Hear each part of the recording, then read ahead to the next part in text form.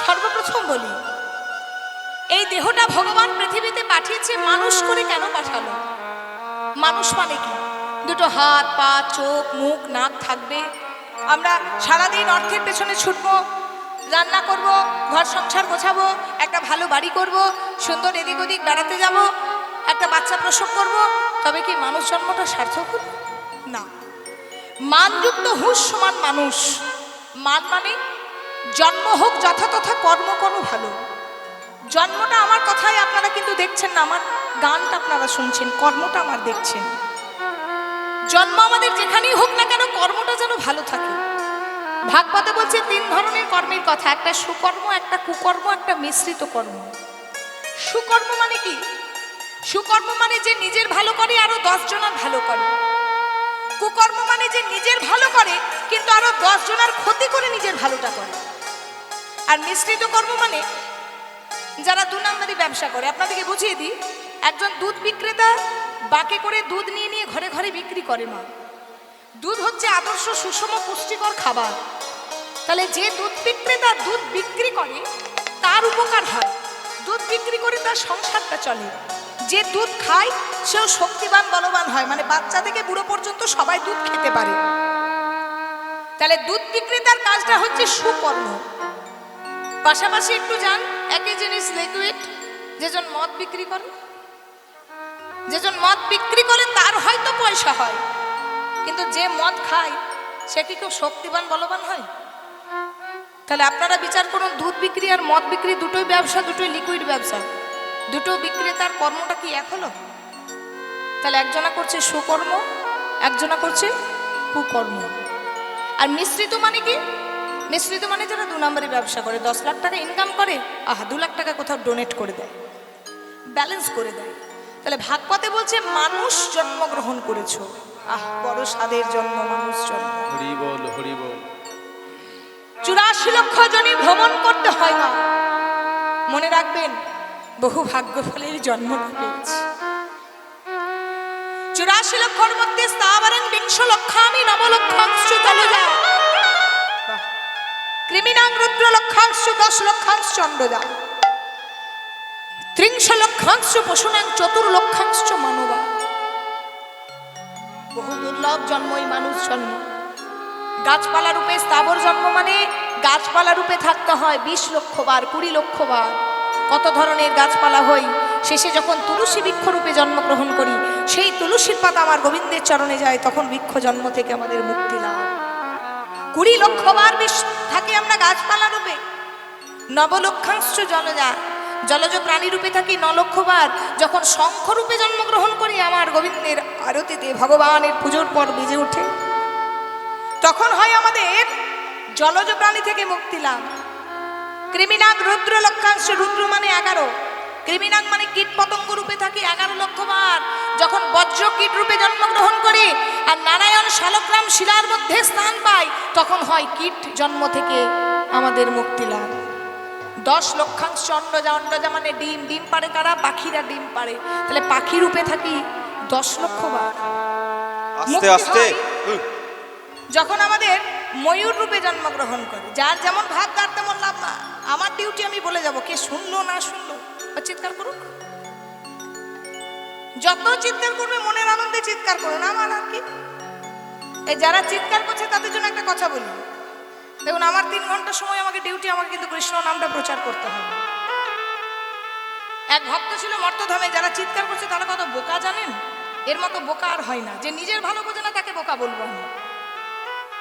একজন মর্তধামে ভক্ত ছিল, ওই যে পেছন ঘুরে ঘুরে গল্প করছে, ওদের জন্য বলছি, সর্বদা কৃষ্ণ কৃষ্ণ কৃষ্ণ কৃষ্ণ কৃষ্ণ কৃষ্ণ বলতে হরি। তো ভগবান একদিন এত প্রসন্ন হয়ে গেলেন ওই ভক্তের ওপর, ভগবান স্বর্গ থেকে বৈকুণ্ঠ বিমান পাঠিয়ে দিল, বৈকুণ্ঠ থেকে প্লেন পাঠিয়ে দিল, এরোপ্লেন পাঠিয়ে দিল, বিমান, যাও ওই ভক্তকে তুলে নিয়ে এসো।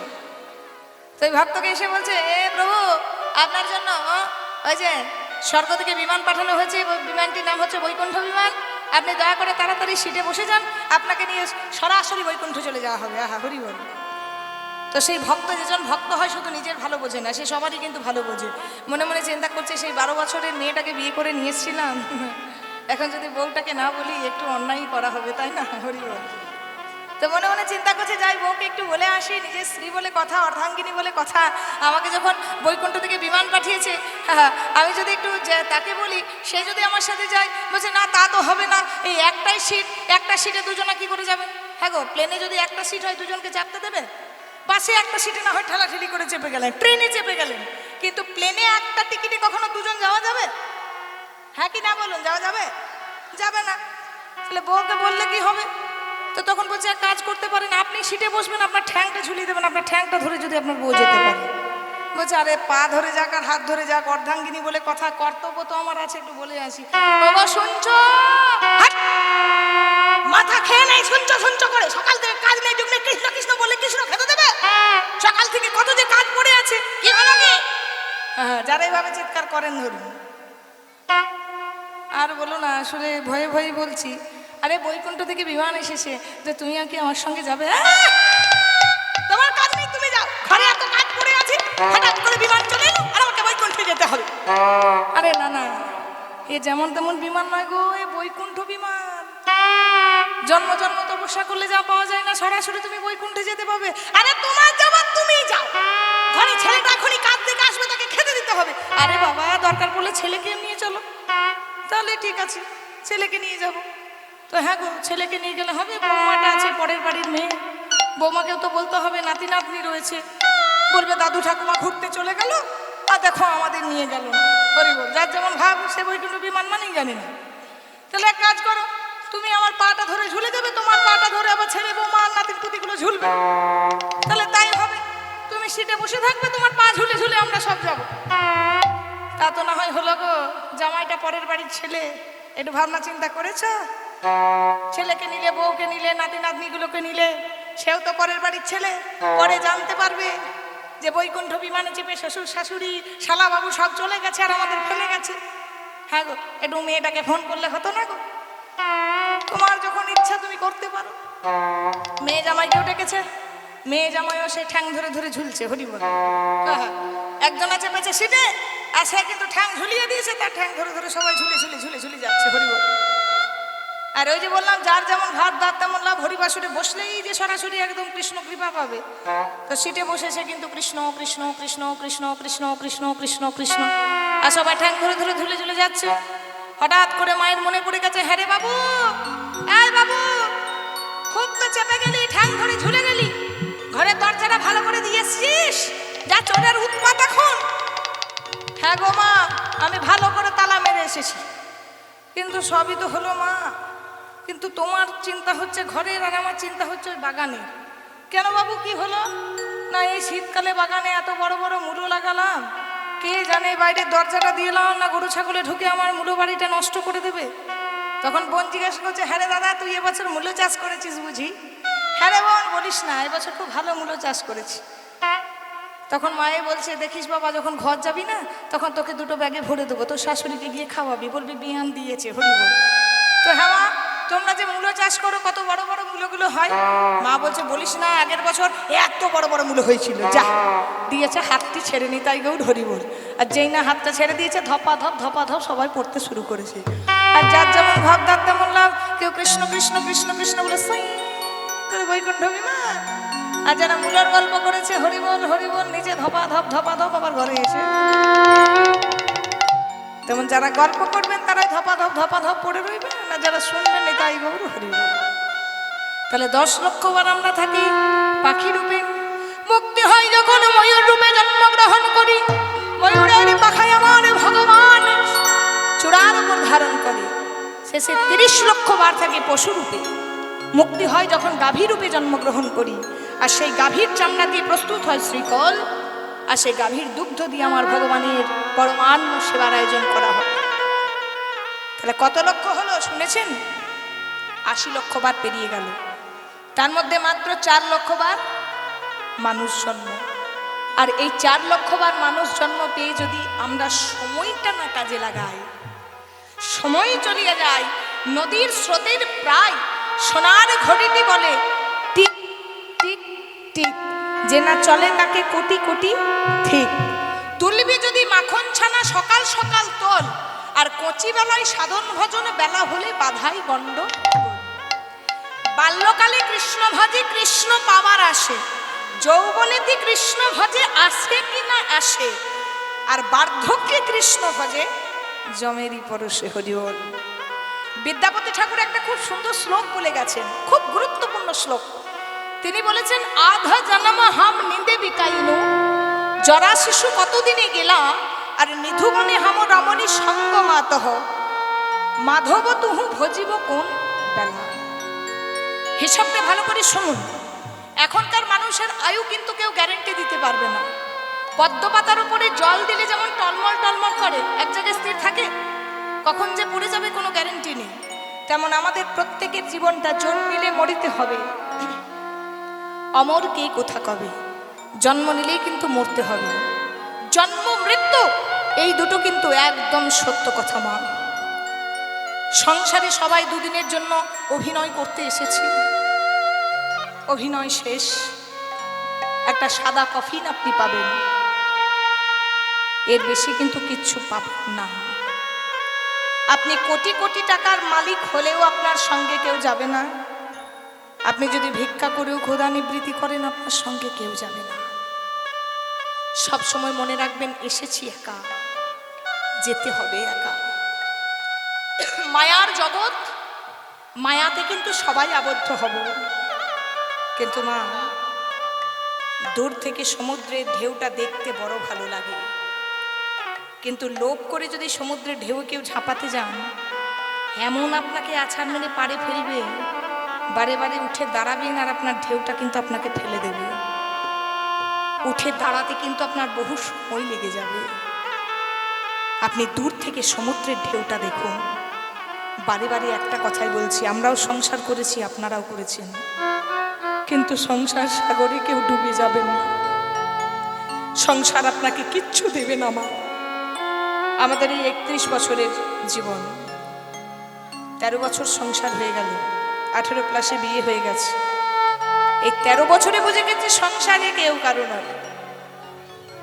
তা বলে আমি কাউকে ভালোবাসি না, না কেউ আমায় ভালোবাসে না, না, এগুলো ভালোবাসা নয়, শুধু ভালো লাগা।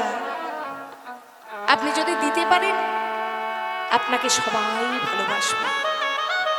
আপনি যদি দিতে না পারেন, আপনাকে কিন্তু কেউ ভালোবাসবে না। তাই গৌর হরি বল। যখন আপনার বয়স হবে, 10 বার যদি বলেন জল খাবো, আর 10 বার যদি বলেন একটু বাথরুমে যাব, তখন বুঝতে পারবেন কে কত আপনাকে ভালোবাসে। যে চামড়ার পেটটাতে ছেলেকে ধরেছেন, মেয়েকে ধরেছেন, যে মেয়ের বিয়ের জন্য আপনি দাঁড়ে দাঁড়ে ভিক্ষা করেছেন, যে ছেলের একটা চাকরির আশায় আপনি মন্দিরে মন্দিরে মাথা ঠুকে বেরিয়েছেন, সেই ছেলে মেয়েও দেখবেন আপনি মরে পড়ে আছেন, মুখাগ্নি করতে আসছেন। নিজের সংসারটা আগে দেখবে, তারপর কিন্তু বাবা মরেছে না মা মরেছে তারপর যাবে। খুব জোর যদি 10 দিন কান্নাকাটি করবে, তারপর যদি আপনি কিছু রেখে যান, আপনি খুব ভালো, আমার মা অনেক করে গেছে, আমার বাবা অনেক রেখে গেছে, তাও কিছু রেখে না জানা আমার বাবা করেছে কি সারা জীবন, কিছুই রেখে যায়নি, সব শেষ করে দিয়ে গেছে। না মা, এটা হচ্ছে সংসার। পটলটা খেতে বড় মিষ্টি লাগে বাবা, পটল ভাজা, পটল কোপ্তা, পটলের দোরমার দই, পটল চিংড়ি পটল, কিন্তু পটলের শিকড়টা যদি কেউ ভুল করে চিবিয়ে খেয়েছে, তার মৃত্যুটা অনিবার্য। তেমনি কিন্তু আমাদের সংসারটা দূর থেকে দেখুন, কিন্তু ভিজে যাবেন না। কারণ সব সময় একটা জিনিস মাথায় রাখবেন, কোনোটাই আমার নয়। যেটা পেয়েছি সেটুকুতেই সন্তুষ্ট থাকবেন, কারণ আমি নিয়ে আসিনি, নিয়েও যাব না। আমি যদি একটা টিনের ছাউনিতে বাস করি, আমাকে নিচু জানলার দিকে তাকাতে হবে, কত ভাত ভিখারি ওভারব্রিজের নিচে রাত কাটাচ্ছে, স্টেশনে বাস স্ট্যান্ডে রাত কাটাচ্ছে, তাদের থেকে আমার মাথার ওপরে টিনের ছাউনিটা আছে। আর আমি যদি পাশের বাড়ির দোতলাটার দিকে তাকাই, আমি জীবনে সুখী হতে পারবো না। যেটা পাবো না, যেটা আমার নয়, সেই মরীচিকার পেছনে যে মানুষই ছুটেছে, সে মানুষই কোনোদিন আনন্দটা উপভোগ করতে পারে। হরি বল, হরি বল। আনন্দটাকে উপভোগ করতে হলে নিজের মনটাকে সন্তুষ্ট করতে হবে। ভাবতে হবে, আমি যতটুকু দিয়ে এসেছি আমি ততটুকুই পাবো। আমি ব্যাংকে টাকা না রাখলে তো আমি সুদ পাবো না। তার মানে এ জন্মে আমি পাইনি, মানে ভগবানকে আমি আগের জন্মে একটা সম্মানও দান করে আসিনি, তাই এ জন্মে আমি পাইনি। এ জন্মে পেয়েছি মানে আমি আগের জন্মে বা কোনো এক জন্মে ভগবানকে এমন কিছু করে করেছি যে আজ আমার টাকা পয়সার অভাব নেই। তাহলে জন্ম জন্ম ভগবানকে করুন, কষ্ট কোনোদিন হবে না। ভগবানের চরণ ধরে থাকুন, শারীরিক কষ্ট হবে না। এই শরীরটা কিন্তু ব্যাধির মন্দির। মন্দিরে যেমন ভগবান বাস করে, এই শরীরে তেমন ব্যাধি বাস করে। শরীরে রোগ ধরেছে মানে আমি পাপী, আরে 6 মাস বিছানায় পড়ে রইলাম মানে আমি অনাচার অত্যাচার করেছি না, এটা ব্যাধির মন্দির। শরীরে রোগ আপনার থাকবেই, কিন্তু মনে রাখবেন কঠিন ব্যাধি ভগবান তখনই দেয় যদি কেউ কঠিন পাপে আক্রান্ত হয়। পাপ ছাড়ে না বাপকে। ভগবানও পাপ করেছেন, তার জন্য ভগবানও নিস্তার পায়নি বাবা। ভগবানের মা পাপ করেছেন, ভগবানের মাও নিস্তার পায়নি। এখনকার যুগে মন্ত্রীদের মতো নয়, মন্ত্রীর ছেলে মেয়ে ভাগনা ভাগ্নি আত্মীয় পরিস্বজন ভাইপো ভাইজি যেখানে থাকবে সবাই সরকারি চাকরি পাবে। মন্ত্রীর ঘরের যদি কেউ আত্মীয় হয়, সেই সাবসিডি ভগবানের কাছে নেই যে ভগবানের মা বাবা বলে ছাড়, ভগবান বলে ছাড় না। ভগবানের মা দৈবকী, একটু ভালো করে ঘরে গিয়ে ভেবে দেখবেন মা দৈবকীর কষ্টটা কতটা ছিল। কারাগারে অবরুদ্ধ ছিল, 7টা সন্তানকে নিজের চোখের সামনে মরতে দেখেছে। 8ম গর্ভে কৃষ্ণ জন্মগ্রহণ করলো, সেই 8ম গর্ভের কৃষ্ণকে পর্যন্ত কোল থেকে ছিনিয়ে নিয়ে চলে গেল কোথায়? নন্দালয়ে। কাঁদতে লাগলো, নারায়ণ আমি কি এমন পাপ করেছি, তুমি আমার গর্ভে এলে কিন্তু তোমায় আমি একটু কোলেও নিতে পারলাম না, কত বড় পাপী আমি। নারায়ণ বলল, মা গো এই যে তোমার আগের জন্মের কর্মফল। তুমি যেমন রামচন্দ্রের মুখ থেকে সোনার দুধের বাটি কেড়েছিলে মা, সন্তানকে তুমি দুগ্ধ পান করতে দাওনি। তুমি কি করে আশা করছো যে তুমি এ জন্মে সন্তানকে পেয়ে দুগ্ধ পান করাবে? তুমি যেমনটি রামচন্দ্রের মুখ থেকে দুধের বাটি কেড়েছিলে, তেমনটি কিন্তু তুমি এ জন্মে কৃষ্ণকে গর্ভে ধরেও তুমি দুগ্ধ পান করাতে পারবে না। যেজন সংসারে ভিজে গেছে সেজন কিন্তু একেবারে অতল তলে ডুবে গেছে, বা কিছু করার নেই। এমন জগৎ জীবনে কর্ম করুন যাতে মান থাকে, হুঁশিয়ার হুঁশ থাকতে হবে মা, ঘুমিয়ে থাকলে হবে না। নিজেকে বুঝতে হবে কিসের দ্বারা আমার ভালো হচ্ছে। আমার মানে গোটা সমাজের, শুধু নিজের না। আমি ভালো কর্ম করলে আরো 10 জন যদি উপকৃত হয়, সেই কর্মটা করতে হবে।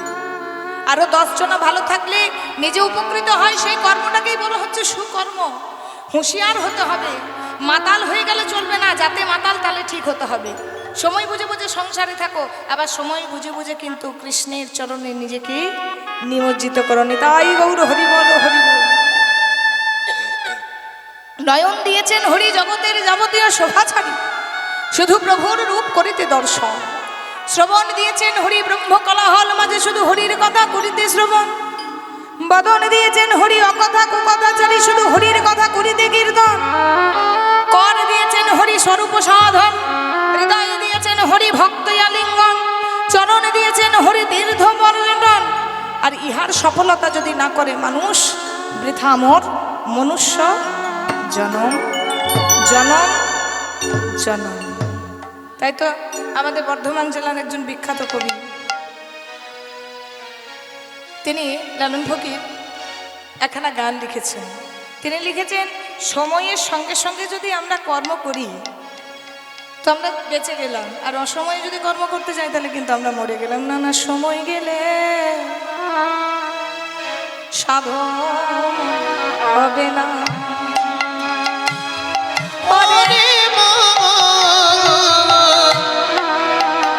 সময় গেলে সাধন হবে না। ওরে মনে রে আমার, সময় গেলে সাধন হবে না।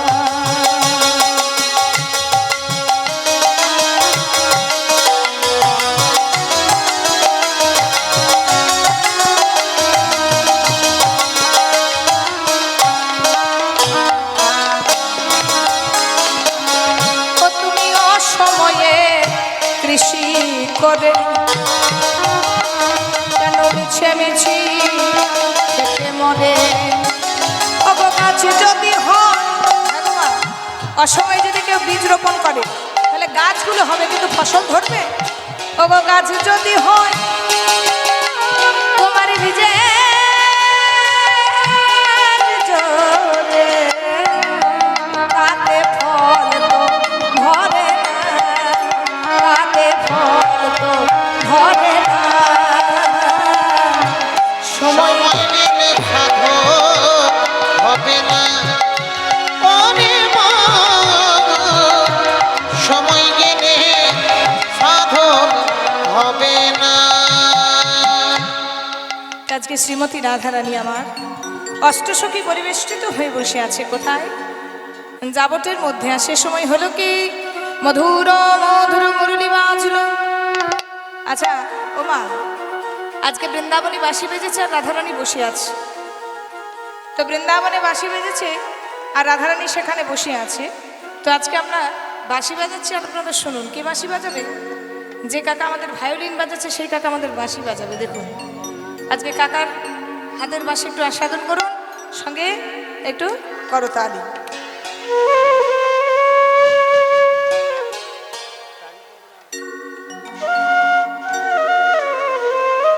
বাঁশিটা তুলবে।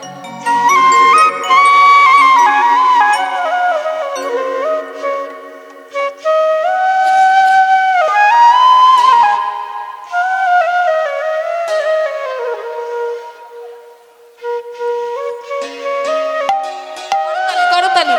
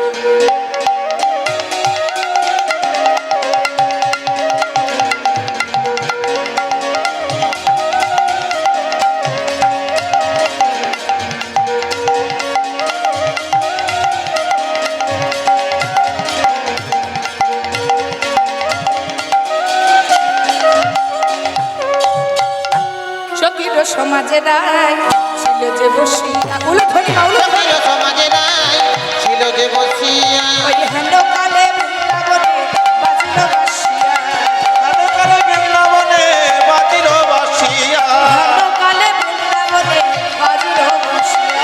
কখনো কালে বৃন্দাবনে বাজিল বাঁশিয়া। এই বাঁশি, আর না বাজিও বাঁশি, করি অহংকার। আজ না বাজিল বাঁশি করি অহংকার, আর না বাজিও বাঁশি, করি অহংকার। আরে না বাজিও বাঁশি করিও ভঙ্গা। স্বর্ণে দর্শিল যেন প্রেম জ্বালা। এই বাঁশি, রাধারানী বসে আছে আর হেন সময় হলো কি আমার বাঁশি বাজে বৃন্দাবনে, বাজি বাজে বৃন্দাবনে, রাধা রাধা রাধা বলে বাঁশি বাজে বৃন্দাবনে। রাধা রাধা বলে, অন্য নাম কি জানেন হে? রাধা রাধা বলে, হরি বল। রাধা রাধা বলে, নামটি জানে না গো। বাঁশি বাজে বৃন্দাবনে। সখী রে, শুনেছিস? আহ, ভালো করে কান পেতে শোন সখী, কেমন ওই কালার বাঁশি বাজছে রে। আহ, বাঁশি কি সময় অসময় জানে না? হরি বল। বাঁশি কি জানে না? বৃন্দাবনে রাধা রাধা বলে বাঁশি বাজবে, হতভাগিনী রাধার অন্তরে কত কষ্ট হয়। হরি বল। যেজন কৃষ্ণ প্রেমে ডুবেছে মা, যেজন কৃষ্ণ প্রেমে নিজেকে নিমজ্জিত করেছে, একমাত্র সেজনাই জানি কৃষ্ণ প্রেমে কতখানি জ্বালা। কৃষ্ণ যদি ফিরেন কভু ভক্তি মুক্তি দিয়া, প্রেম কবু নাহি দেন রাখেন লুকাইয়া। কৃষ্ণের কাছে টাকা পয়সা গয়না গাড়ি বাড়ি সব কিছু পাবেন, কিন্তু কৃষ্ণের কাছে যদি চান কৃষ্ণ তুমি আমায় একটু প্রেম দাও, কৃষ্ণ কিন্তু প্রেমটা দেবে না বাবা। ওই প্রেমটুকু রেখেছে শ্রীমতী রাধা রানীর জন্য। বৃন্দাবনে যেই না রাধা রাধা বলে বাঁশি বেজেছে, শ্রীমতী রাধা রানীর অন্তরে যেন সাপে দংশন করেছে। কি সাপ? অনুরাগের কাল ভুজঙ্গ। আর যেজন অনুরাগের কাল ভুজঙ্গে যেজনকে দংশন করেছে মা, সেজন্য জানে কৃষ্ণ প্রেমে কতখানি কষ্ট, কৃষ্ণ প্রেমে কত জ্বালা। ললিতার কণ্ঠ জড়িয়ে বলছে, ললিতা রে আমার এমন ঘরে বাস সুখী, বিধাতা আমায় কৃষ্ণ ভক্ত করে দিল, বিধাতা আমার সঙ্গে কৃষ্ণের প্রেম করিয়ে দিল, কিন্তু বিধাতা এমন ঘরে আমায় বাস দিল যে ঘরে কৃষ্ণ কথা বলতে মানা, যে ঘরে কৃষ্ণ নাম শুনতে মানা, যে ঘরে কৃষ্ণের কাছে যাওয়া মানা। সেই গুরুজনা দুরুজনার ঘরে আমার বাস হলো সখী। এবার তুই উপায় বল সখী, বৃন্দাবনে যে বাঁশি বাজলো রাধা রাধা বলে, এখন আমি কোন উপায়ে গোবিন্দের কাছে যাব? এখন বল। এখন যদি তোদেরকে সঙ্গে নিয়ে রাধা রানী, আমি তোদেরকে সঙ্গে নিয়ে গোবিন্দের কাছে যাই, উঠোনের মধ্যে বসে আছে আমার শাশুড়ি আর ননদিনী, ওই শাশুড়ি ননদীর চোখকে ফাঁকি দিয়ে গোবিন্দের কাছে যাওয়াটা খুব কঠিন কথা রে। বল বল সখী উপায় বল। আহ, বাঁশির ভেতরটা এত মোলায়েম, কিন্তু বাঁশি জানে না যে বাঁশি আমার জীবনে কত বড় ক্ষতি করছে। হরি বল। বাঁশি হলো তিন প্রকার, এক হচ্ছে বেনু, দ্বিতীয় হচ্ছে বংশী, তৃতীয় হচ্ছে মুরলী। বেনু হলো 12 আঙ্গুল লম্বা 6টি ছিদ্র, বংশী হলো 17 আঙ্গুল লম্বা 9টি ছিদ্র, আর মুরলী হলো 2 হাত লম্বা 4টি ছিদ্র। ভগবান বাঁশি বাজাতেন কখন না, যখন গোচারণে যেতেন তখন বাজাতেন বেনু, যখন প্রেমলীলা করতেন রাধারানীকে আহ্বান করতেন তখন বাজাতেন কিন্তু বংশী। আর মুরলী বেজেছিল একবারই একদিন বৃন্দাবনের সর্বশ্রেষ্ঠ লীলা মুকুর চূড়ামণি শ্রী শ্রী রাস লীলার দিন।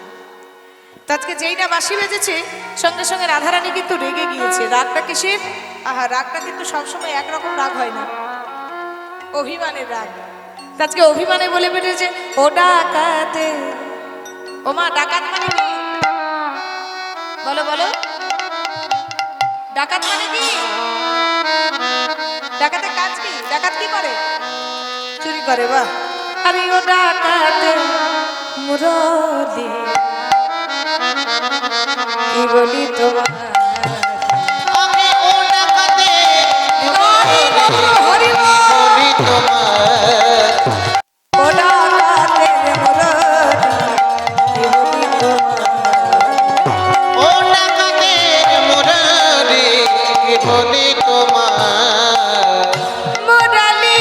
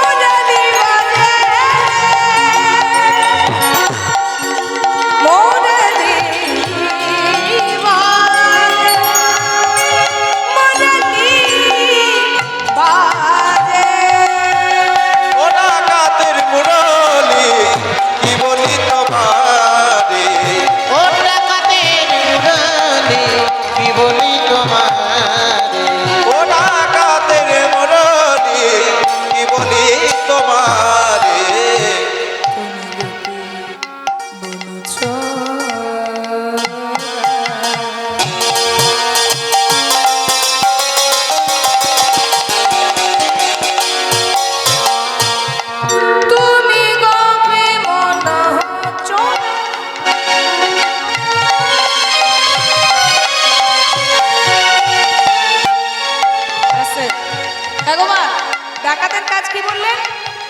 চুরি করা। তাহলে চোরের কাজ কি? অনেক কথা বলি কিন্তু ভালো করে মানে বুঝি না। চোরের কাজও চুরি করা। তাহলে চোর ডাকাত নাম দুটো আলাদা কেন হলো? এই যে ধরুন মন দিয়ে বসে কীর্তন শুনছেন, বাইরে সাইকেল দাঁড় করানো আছে, কেউ একজন আপনার সাইকেলটা চুরি করে নিয়ে চলে গেল, মানে না বলে নিল, এটা হলো চোরের কাজ, চুরি করা। কিন্তু এখনই যদি এখানে একদল ডাকাত পড়ে, হ্যাঁ কেউ বসে থাকবেন, সবাই দেখতে পাবে সবার কাছ থেকে সব কিছু চুরি হয়ে যাচ্ছে।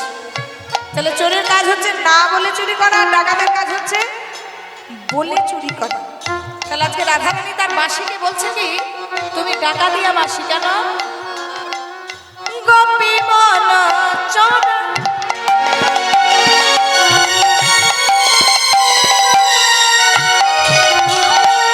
তুমি এই রাধার মন চোর, তুমি জগতে ভক্তের মন চোর। তুমি গোপী মন চূড়া চারু চন্দ্র অধরে তুমি সময় সময় জানো না হে, সময় সময় জানো না হে, সময় সময় জানো না হে, তুমি সময় সময় জানো না হে, রাধার নামে ডাক। আরে ওরা কাদের বিগলি তোমারে আরে ওটা কাটে মুরলি, কি বলি তোমার? ওরা কাদের মুরলি বিগলি তোমারে। ললিতা বলছে, এই রাধে, তুই যে বাঁশিকে দোষ দিচ্ছিস, বাঁশিকে দোষ দিলে হবে? বাঁশির কি আর হাত পা আছে যে বাঁশি বাজাবে? ওরে শোন, বাঁশির কোনো দোষ নেই, বাঁশি বাজাচ্ছে আর তোরও হৃদয় কেঁপে উঠছে, তবে বাঁশির দোষ নেই। এখানে দোষ কার? যে বাঁশি বাজাচ্ছে। তোকে ওই বাঁশিকে বলে লাভ হবে না, তুই বংশী বাদককে বল, অর্থাৎ তোর পরাণবধূ বাজাচ্ছে বলেই না বাঁশি বাজছে। আরে সখী, পরাণবধূ কি জানে না যে কৃষ্ণর দর্শনে আমার কত বাধা? এই বাধা পেরিয়ে আমি কি করে কৃষ্ণ দর্শনে যাব? মনে রাখবেন, ভক্ত জীবনে কিন্তু অনেক বাধা। যেজন ভক্ত হয় তার জীবনে কষ্ট সবচেয়ে বেশি হয়। ভগবান বলেছেন, যে করে আমার আশ আমি করি তার সর্বনাশ, তবু যদি ছাড়ে না আমার পাশ, আহা, আমি হই তার দাসানুদাস। তো তুই তো হলি কৃষ্ণের প্রিয়তমা, তোর কি কষ্ট না হয়? মিলনে যদি বাধাই না হয় তাহলে মিলনের আনন্দ আর কতখানি? সহজেই যদি মিলন হয়ে যায় বাবা, তাহলে কি প্রেম মাধুর্যের রসটা এত গাঢ় হতো? মিলনে বাধা বলেই না প্রেমের রসটা এত গাঢ় হচ্ছে। তো তোকে তো যেতে হবে রাধে। তো হ্যাঁ রে, তুই যে যাবি, যাবি কিভাবে জানিস? তবে শোন, তুই এতদিন বাঁশি শুনেছিস, তুই জ্বালা যন্ত্রণাটা বুঝেছিস, কিন্তু মনে রাখিস, যে বাজায় সে আবার শোনার মর্ম বোঝে না। এই যে আমি গাইছি, আপনাদের শুনতে কেমন লাগছে আপনারা, আমি কিন্তু বুঝতে পারবো না। আবার আপনারা শুনছেন, আপনাদের শোনার মর্মটা আমি বুঝবো না, আবার আমাদের গাওয়ার মর্মটা আপনারা বুঝবেন না। তেমন যে বাজায় সে শোনার মর্ম বোঝে না, যে শোনে সে আবার বাজানোর মর্ম বোঝে না। তাহলে এক কাজ কর, এতদিন গোবিন্দ বাজিয়েছে আর তুই শুনেছিস, এবার তুই বাজা, গোবিন্দকে শোনা, তাহলে গোবিন্দ বুঝতে পারবে বাঁশি শুনে কত জ্বালা। হরি বল। কি বলছিস কি সখী? আমি কি আর বাঁশি বাজাতে পারি?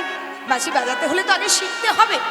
সেটাই তো বলছি, এক ঢেলে দুটো পাখি মারা হবে, তোর বাঁশি শেখাও হবে, আর সেই সুযোগে তোর গোবিন্দের সঙ্গে দর্শন হয়ে যাবে।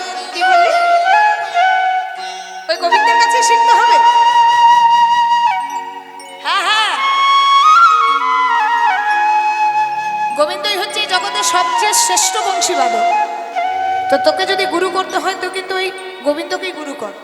তাহলে আজ কাজ কর, আজ গোবিন্দরূপী গরুর সঙ্গে তোর মিলন হবে, তুই হবি শিষ্যা। তাহলে চল, আজকে বাঁশি শিখতে যাবি। রাধারানী বলছে তাই হবে ললিতা, চল আজ গোবিন্দের কাছে একটু বাঁশি শিখে আসি। ললিতা বলে গো রাধে, সাজাইব মন সাদে। ললিতা বলে গো রাধে, সাজাইব মন সাজে। দেবা বলে ভীষণ ধ্বনি, দেবা বলে বলি শোনো ধনী, দেবা বলে ভীষণ ধ্বনি। কে